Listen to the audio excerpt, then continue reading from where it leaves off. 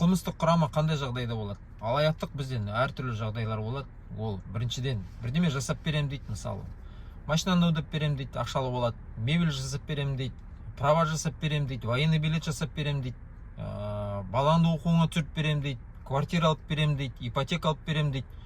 Сондай жағдайда бірдемені алу, ақшаны алу және оған уәде беру, ол мына жерде алаяқтық құрам болады. Егер енді орталарыңызда мысалы договор болатын болса, мысалы бірдемені көмектесіп берем, договор бар, сол бойынша мерзімі көрсетіледі, ақшасы көрсетіледі, печать, подпись бәрі тұрады.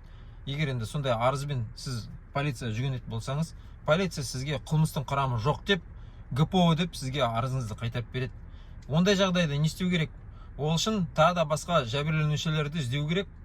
Егер ол неоднократность болатын болса, 5 адам, 6 адам, 10 адам, ол жерде уже мына неоднократность бойынша 190 алаяқтық часть 3 дейді, неоднократность сол бойынша уже полицияға арызға беріледі. Және полиция міндетті түрде ол бойынша қылмыс іс бойынша қылмыс көтеру керек. Ал екіншіден енді сіз міндетті түрде біз енді алаяқтық қазір номер 1 қылмыстардың арасында бұрын мысалы кража көп болатын болса, қазір именно мошенничество. Соны біздер көбіне адамдар тексеріп алу керек та, мысалы реестр база должников болады, сол бойынша тексерген дұрыс. Егер ИП болатын болса, ИИН бойынша тексеріп алған дұрыс. Егер ар жағында задолженность көп болатын болса, соттың шешімі бойынша ол адамға жақындамаған дұрыс. То же самое, БИН бойынша тексересіз, егер задолженность көп болатын болса, тоже жақындамаған дұрыс. Сондықтан оны біліп жүрген дұрыс.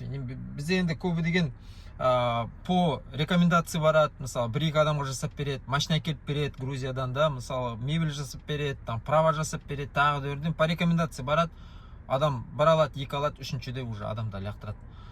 Соны енді біліп жүрген дұрыс, тексеріп алу керек. Ол рекомендацияның өзінде де біреуге жасап берген деп, мысалы оған сене беруге болмайды. Договордың өзінде де ол ешқандай гарантия бермейді. И договорды дұрыстап тексеру керек, оқу керек. Соны біліп жүрген дұрыс, құрметті достар. Таратып жүрген дұрыс, полезный информация ол.